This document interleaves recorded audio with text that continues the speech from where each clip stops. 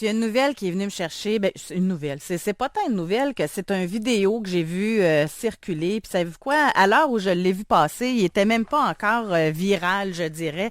Puis là, je me dis, ben voyons, c'est quoi cette affaire-là? Je me suis mis à aller fouiller un petit peu plus, aller sur regarder le site Facebook de l'homme en question qui l'avait publié. Et là, un nouveau monde, un nouveau scandale s'est ouvert à moi. Je pourrais le dire comme ça. J'ai appris, entre autres, en faisant quelques recherches, je vais tout vous dire ça avant de vous présenter mon invité, que le mois de mars dernier, là, au 27 mars dernier, c'était dans le journal de Montréal, on apprenait que Gabriel Bouchard, un homme en perte d'autonomie, s'est laissé mourir de faim parce qu'il appréhendait ses conditions de vie. Il avait peur de devoir vivre dans la déchéance. On va jusqu'à parler de déchéance.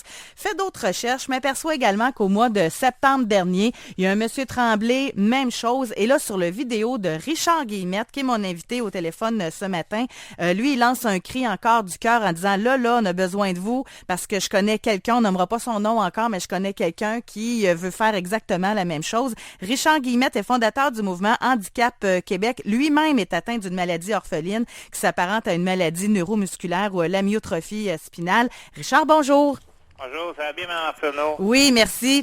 Dites-moi donc, tout d'abord, là, je vais parler de vous. On va mettre la table de cette façon-là. Ça peut ressembler à quoi la vie de Richard Guillemette atteint de cette maladie orpheline-là?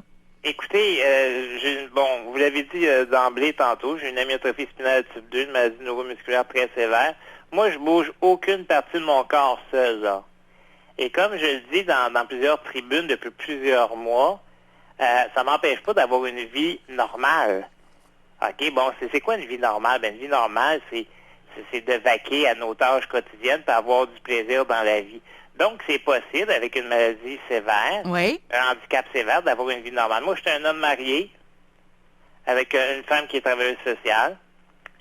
Et j'ai une vie quand même, une bonne vie, une belle vie, puis je suis heureux dans ma vie. Et d'ailleurs, Richard, si vous me permettez, parce que Oui. j'ai lu la série d'articles que vous avez écrits, puis vous êtes pas gêné, vous avez pas de tabou, là, puis je trouvais ça super intéressant de lire ça. Puis je suis certaine qu'il y a des gens qui seraient très surpris de vous lire, parce que là, vous le dites, ça vous pique dans le dos, ça prend quelqu'un pour vous gratter, là, c'est à ce point-là, là. Mais heureusement, vous avez toute votre intelligence, votre cerveau, vous travaillez très fort d'ailleurs pour des gens qui sont dans votre situation. Mais vous dites, moi, j'ai tout le temps eu des belles blondes dans ma vie, j'ai une femme à mes côtés maintenant, on a une vie sexuelle, tu sais, vous êtes capable d'avoir quand même du bonheur dans votre vie, là. Ben, moi, je suis heureux.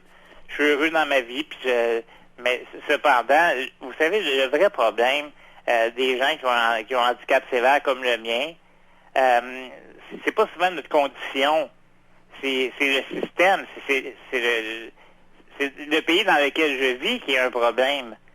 C'est sûr qu'il y en a qui vont dire, ouais, mais va en Afrique, ça va être pire. Ouais, mais je suis pas en Afrique, je suis au Québec, je suis québécois ici, là. On paie des impôts comme tout le monde, on paie des taxes comme tout le monde, puis je pense qu'on a le droit de pouvoir exister un petit peu, là.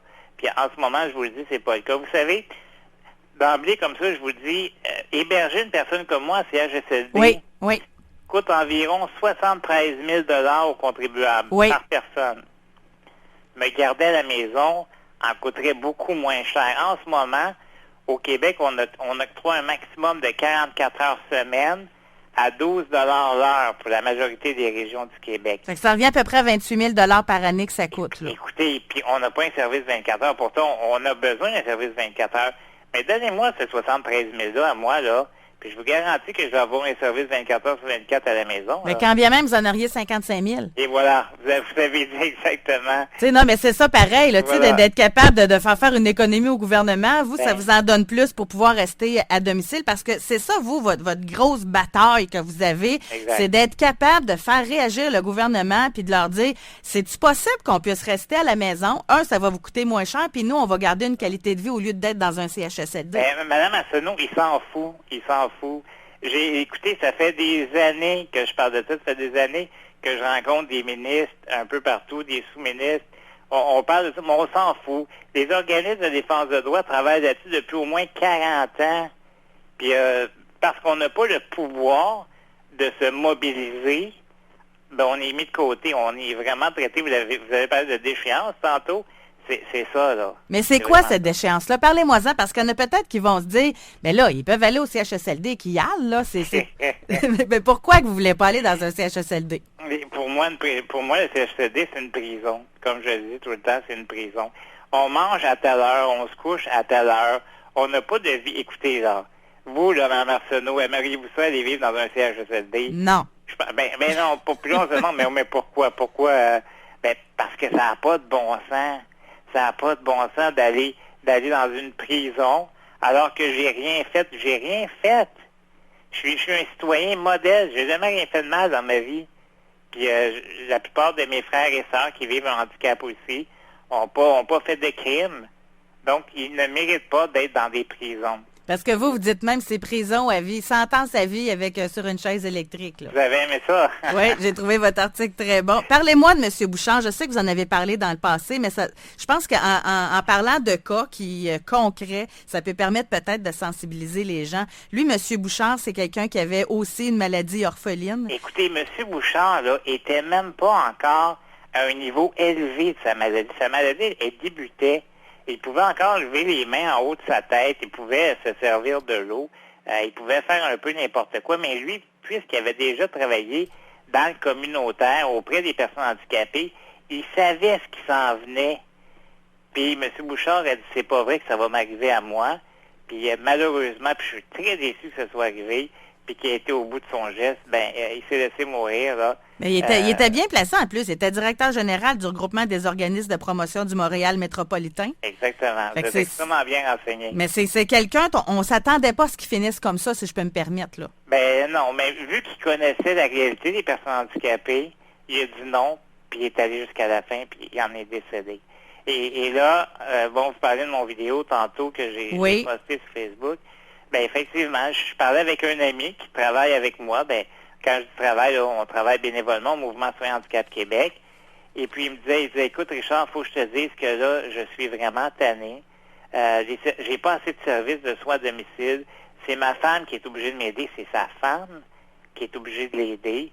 Naturellement, ça cause des conflits, ça cause des problèmes familiaux. C'est un homme qui a des enfants que je vous parle, là. Oui. Un homme qui a des enfants, qui a une famille, qui a travaillé toute sa vie. Puis aujourd'hui, il ne peut plus travailler. Oui. Savez-vous quoi? Je sais que votre temps est précieux, là. J'ai mon bulletin d'information qui s'en vient. J'aimerais ça vous garder avec moi au retour. On reste là. Vous allez rester là. Mais là, je vais vous craquer. Okay? Parce que quand je suis allée voir l'article de Camille Lorrain-Desjardins du Journal de Montréal sur M. Bouchard, vous étiez dans l'article aussi, puis vous disiez que c'était extrêmement triste là, comme journée pour vous puis pour les personnes handicapées. Avez-vous lu les commentaires après ça qui ont suivi? Écoutez, il y en a une, là, savez-vous qu'est-ce qu'elle a dit? Elle a dit, je suis consciente que je vais me faire garrocher des roches, j'espère, ça c'est mon commentaire. Oui. Elle dit, je n'ai pas l'habitude d'être sinistre, mais à un moment donné, il faut regarder la réalité en face. Si ta vie ne te rapporte absolument rien pour la société à part des dépenses, pourquoi vivre?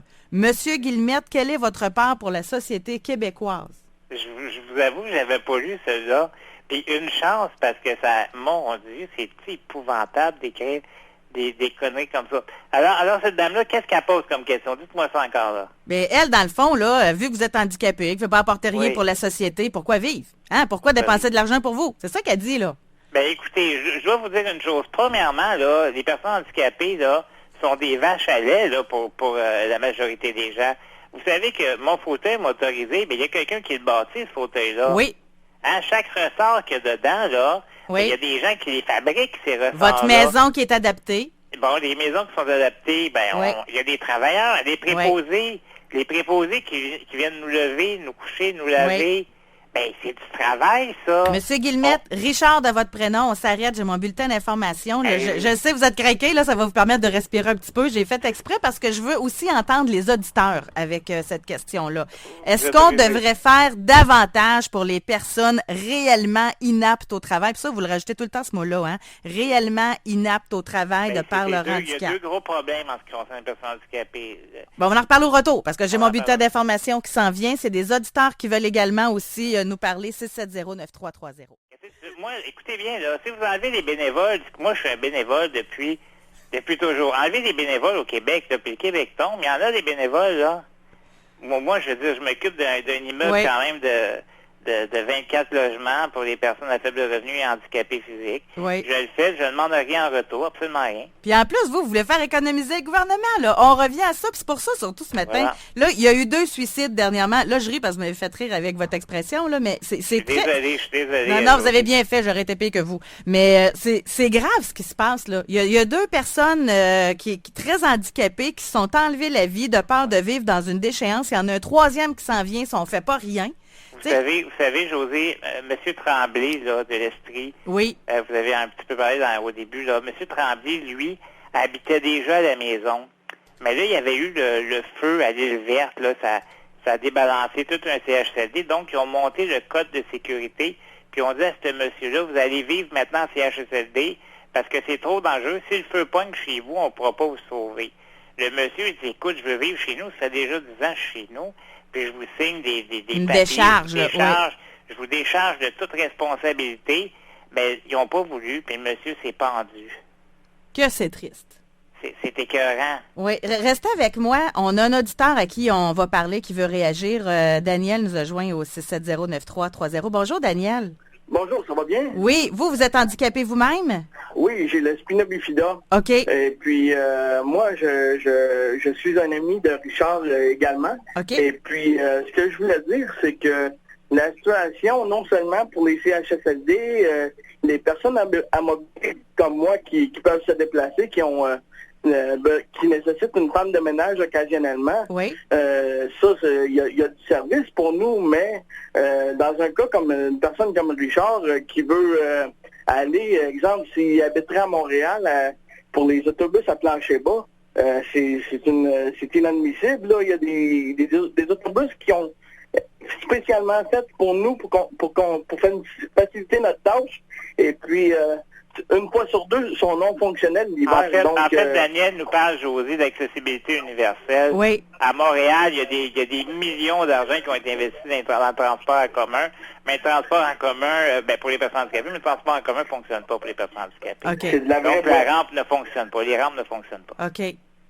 Fait que vous, encore une fois, c'est beaucoup d'argent, mais on fait pas de suivi, puis c'est comme si on ne prenait pas au sérieux. Le gouvernement garoche son argent, mais il garoche son argent de façon inutile parce que il donne des primes aux superviseurs, donne des primes à ci, donne des primes à ça, mais non seulement ils font des adaptations, mais regarde, il n'y a aucune vérification auprès de la STM. Le matin, quand l'autobus part du garage, là, la rampe d'accès n'est pas vérifiée pour savoir si elle est fonctionnelle pour accueillir une personne à mobilité réduite. Ça devrait être une réglementation à Montréal. Oui. Bien, merci, Daniel, d'avoir appelé. Merci beaucoup. Merci, au revoir. Merci, au revoir. On a une autre, Daniel Richard également, à qui on va parler. Bonjour. Oui, bonjour. Oh mon Dieu, ça m'a fait craquer, ça. Vous pouvez pas savoir. Oui, le commentaire de la madame, j'imagine? Oh, c'est là. Moi, je comprends pas des gens qui réagissent comme ça. Ces gens-là, ils n'ont pas de handicap, eux autres, à moins qu'il y en ait un qui n'est pas visible. Vous, Daniel, vous avez quoi comme handicap? Moi, j'ai un handicap visuel, un léger handicap auditif, mais moi, je vis avec un conjoint qui a une maladie dégénérative. OK. C'est pas simple. Puis, bon, on a des services du CLSC, tout ça, mais, tu sais, c'est pas encore suffisant, parce que je pense que les gens qui vivent une situation comme ça, faut être fait fort, parce que voilà. il faut comme, tu sais, comme, ne serait-ce que pour prendre le transport adapté pour aller chez quelqu'un ou n'importe quoi, il faut toujours prévoir. Toujours, mon conjoint est plus capable de prendre le transport en commun. Moi, je suis capable de le prendre. Tant mieux. Mais vous, Daniel, si je comprends bien, en plus d'avoir vos propres handicaps, vous êtes aussi une aidante naturelle pour votre conjoint. Eh oui, vous avez tout compris. Puis le pire là-dedans, c'est que je sais qu'il y a eu plusieurs interventions, comme une fois Stéphane Laporte à LCN, d'autres choses à la facture, puis l'accessibilité, là, comme dans les hôtels pour les personnes handicapées, c'est quasiment 0. Là, on parle de l'accessibilité universelle. Je pense que M. Guillemette a tellement bien résumé la situation. On est quasiment des citoyens de deuxième, troisième classe. Mettez-en. En plus, les gens qui prennent les décisions pour nous autres, ils n'en ont pas de handicap. Ils veulent décider pour nous autres. Puis, tu sais, c'est comme si on était des enfants d'école. Ça m'écoeure. Puis c'est assez dur comme... J'aurais voulu gagner ma vie, moi aussi. Oui. Puis on nous traite comme des moins que rien. Puis, comme je vous disais, les gens qui prennent les décisions, ils n'ont pas de handicap. Ils sont pas sur le terrain. Ils savent pas c'est quoi. On se lève le matin, il faut se battre pour ci, il faut se battre pour ça. Oui. Puis Daniel, on s'en... Daniel, vous touchez un point important, là. Puis à un moment donné, ben il y a des gens qui décident de mourir parce qu'ils n'ont pas la force de se battre, Josée. Oui. Non, ben c'est ça, parce que nous autres, on est la dernière catégorie de personnes au Québec lesquelles on ne s'occupe pas. Puis l'OPHQ, dans ça, qu'est-ce qu'ils font? Ah, mon Dieu, quelle bonne question. Ils font rien. Quelle bonne question. Oui. L'Office des personnes handicapées du Québec, une tentacule du gouvernement du Québec qui ne sert absolument à rien. Vous avez bien fait de dire, Daniel. Ah oui, moi, ça m'écoeure. Puis, comme je vous dis, on voudrait bien se mobiliser, mais comme il y en a beaucoup qui ne sont pas capables, qu'est-ce qu'on fait? Ben, on va décider pour faire ça. Oui, mais Daniel, en terminant, je vous demande pas votre T4, là, mais on s'entend que vous ne devez pas être riche non plus, là. Oh non.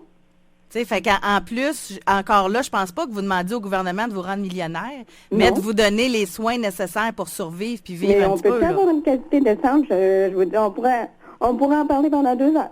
Merci, Daniel, de votre appel. Je vous remercie. Merci. Parce que ça, c'est l'autre problématique aussi, on en parlait tantôt, c'est la pauvreté extrême chez les personnes handicapées, Richard. Hein? Bien, Josée, le gouvernement du Québec considère que les personnes qui sont réellement inaptes à l'emploi doivent être sur le même régime que les gens qui sont assistés sociaux. Donc, les gens qui ne peuvent vraiment pas travailler sont les assistés sociaux sur les mêmes contraintes, ce qui était absolument épouvantable, là. Donc, ils peuvent pas vivre, là. C'est impossible. Puis, ils peuvent rien faire. En fait.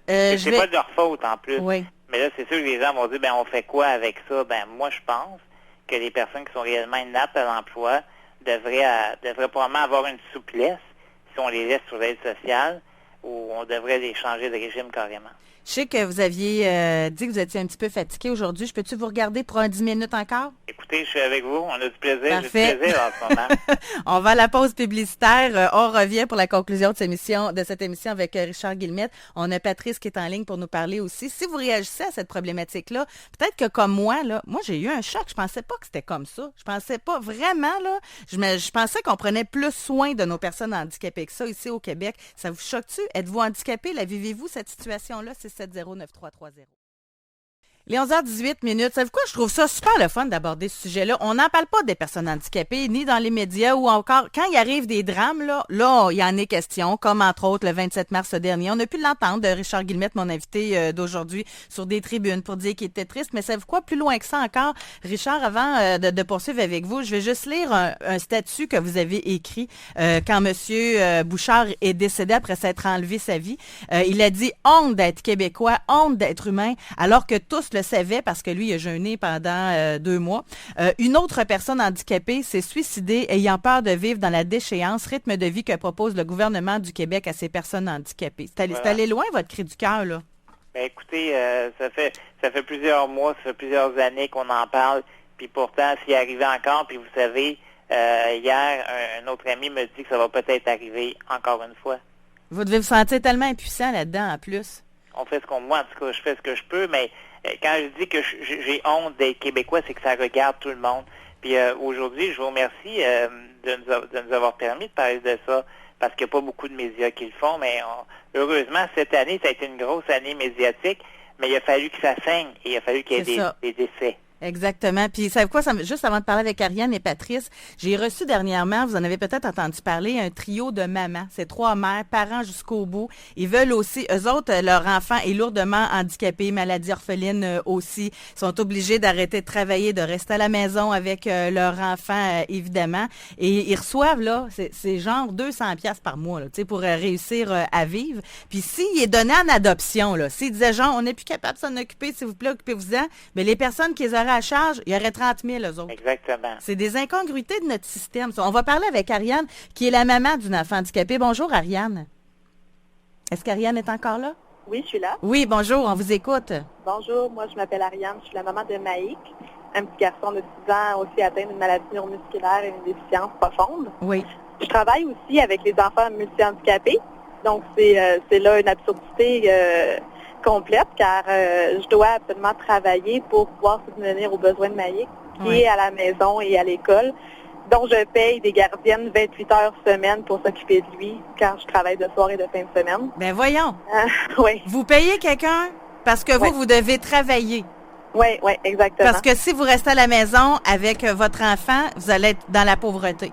Oui, je vais être dans la pauvreté. Puis, comme les 3 mamans que vous avez accepté à votre émission, on vient spécifier, bien, fond, reçoit des parts minimes, tandis que des sous du gouvernement, des sous du CLSC pour des gardiennes, ben on peut réussir à avoir quand même un beau montant, mais qui n'est pas attribuable à nous, les mamans ou les papas ou les parents. Et qu'avez-vous envie de dire au premier ministre du Québec, vous? Si vous l'auriez devant vous, là, vous lui direz quoi? Ben, je pense qu'il faut aussi leur parler dans leurs mots. Je pense que vous êtes dans la bonne voie, M. Guillemette. Leur parlant budget, leur parlant argent, économie.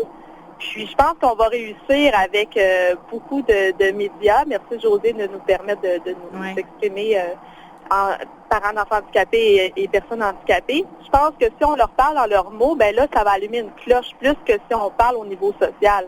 Si on leur parle au niveau économie d'argent, là, et là, tout d'un coup, on est intéressant pour eux, tu sais. Fait que je pense que j'irai avec vous, M. Guillemette, en parlant aussi de qualité de vie et puis d'économie. Donc, on parle à notre nom, mais aussi avec leurs mots à eux. Donc, pour rester à la maison. Bien, bonne chance, Ariane. Puis c'est en le disant publiquement aussi que ça nous fait nous rendre compte que ça n'a pas de bon sens, des situations de même. Merci beaucoup d'avoir appelé. Bien, est-ce que je peux dire une dernière chose? Oui, allez-y. Je pense que c'est justement en ayant une petite tribune un peu partout, puis en faisant de l'éducation populaire, qu'on va réussir à avoir gain de cause. Puis en fait, la réaction de la dame qui est vraiment absurde et puis inopportune, je pense que c'est juste l'incompréhension des gens. Oui. La peur de l'inconnu. Vous êtes gentille, hein? Merci beaucoup. Merci. Il faut demander aussi aux fonctionnaires, c'est les fonctionnaires qui nous écoutent, là, dans les CLSC, là, les bonnes travailleuses sociales qui nous poussent à aller en CHSLD, là, arrêtez d'écouter vos boss, vous faites une erreur. Revendiquez un petit peu, ayez pas peur de perdre votre chèque pour être un bon citoyen. Là. On a le temps, Richard, de parler à un dernier auditeur, François. Bonjour, François. Bonjour. Je vais vous expliquer en 2 minutes qu'est-ce que c'est la vie d'une personne handicapée. Allez-y. Moi, quand on dit qu'on est des restants de société, moi, j'ai travaillé 25 ans dans le réseau de la santé. J'ai eu des promotions. J'ai eu des avancements accélérés d'échelon. J'ai travaillé 25 ans. J'ai payé tous mes impôts. Je suis handicapé en fauteuil roulant électrique. J'ai fait de l'université de soir pendant 9 ans de temps avec mon fauteuil roulant manuel dans la neige. Il y a 2 catégories d'handicapés, madame. C'est ça que le gouvernement devrait comprendre. Il y a la catégorie des mieux nantis. Je parle des gens qui sont accidentés de la SAC, où tout leur est payé. Les gens qui sont accidentés de la CSST, que tout leur est payé. Et les gens comme moi qui ont eu la poliomyélite en 1959 et qu'aujourd'hui, ça fait 3 ans que j'attends pour pouvoir prendre un bain, madame, avec le CLSC. Y croyez-vous, je vous le dis, c'est pas des farces. Vous n'êtes pas sérieux? Madame, ça fait 3 ans que je me lave à la serviette. Ça fait... Dernièrement, il était supposé venir adapter mon habitation. Mon habitation, elle est adaptée à 50% parce que j'ai payé de moi-même, de ma poche, parce que j'ai travaillé dans ma vie. Puis il y a beaucoup d'handicapés qui réussissent à travailler. Puis la 3e catégorie d'handicapés, ceux qui ne réussissent pas à travailler, là, ben c'est ceux qui sont sur le bien-être social, madame, avec 640 ou 699 piastres par mois. Eux autres, ils n'ont pas de soins. Puis la vie d'une personne handicapée, ça ne s'arrête pas là. Pensez toutes aux endroits qu'on a de la difficulté à entrer, aux endroits publics que les gens ne veulent même pas investir un bouton. Puis regardez, je vais vous conter quelque chose, là, puis c'est une mauvaise publicité que je fais. Les restaurants normandins mettent un bouton pour handicapés pour aller sur la terrasse, mais c'est pas pour les handicapés, c'est pour les serveuses. Oui, parce qu'il y a une main pleine. Ils n'ont aucun bouton pour handicapés pour entrer dans le restaurant. François, j'aimerais ça que vous restiez en ligne. Oui. On va garder vos coordonnées parce qu'il y a des choses à dénoncer là-dedans. Là. C'est épouvantable. Moi, là, vous me choquez, là. Oui, bien, en plus, je déborde. Là. J'ai même plus de temps d'émission. Je suis déjà dans le temps de l'autre. Là. Je vous remercie beaucoup. Restez en ligne. On va prendre vos coordonnées, François. Merci. Richard, merci 1000 fois. Je sais que c'était aujourd'hui une journée, vous étiez fatigué. Merci beaucoup de nous avoir donné de votre temps. Merci à vous. Merci à vous. Sincère merci. Richard Guillemette, qui se bat beaucoup là, pour les handicapés, pour leur dignité aussi. Là. Donc, il est fondateur du mouvement Handicap Québec. Merci tout le monde de votre participation à l'émission. Je ne sais pas si vous en sortez comme moi. J'aurais aimé ça continuer encore parce que c'est très choquant ce qu'on vient d'entendre. On se retrouve demain. Au revoir.